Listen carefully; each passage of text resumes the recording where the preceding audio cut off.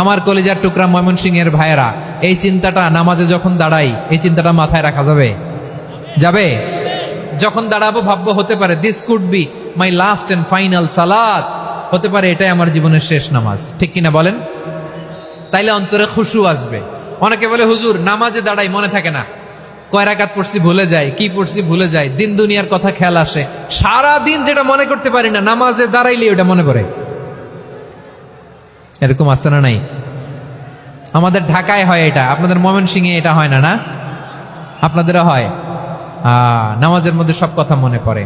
এজন্য মনে করতে হবে এটাই হতে পারে আমার জীবনের শেষ নামাজ। খুশু, খুশু মানে হৃদয় এবং অঙ্গ প্রত্যঙ্গের স্থিরতা।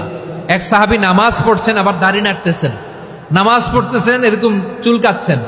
এই দৃশ্য দেখে বিশ্বনবী বললেন, ইন খাশাআত কলবুহু লা খাশাআত জাওয়ারিহু। তার অন্তরে যদি খুশু থাকতো, ওই খুশুর প্রভাব তার হাতে পায়েও দেখা যেত। এই সাহাবীর অন্তরে খুশু নাই, ফলে তার হাত নড়ে, পা নড়ে, দাড়ি সোজা করে, টুপি সোজা করে। এরকম মুসল্লি আমাদের মসজিদগুলোর ভেতরেও আছে না নাই? নামাজ পড়ে, দাড়ি নাড়ে, জামা ঠিক করে না।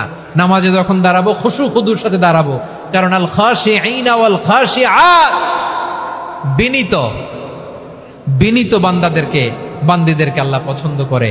আবার আল্লাহ বললেন, আমার বান্দিদের মধ্যে ওলামারা আমারে বেশি ভয় পায়, তাদের হৃদয়ে খুশু বেশি। কার কথা?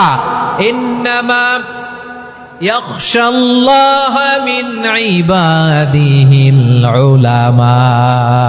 আল্লাহর বান্দাদের মধ্য থেকে আলেমরা আল্লাহরে বেশি ভয় পায়, যারা জ্ঞানী।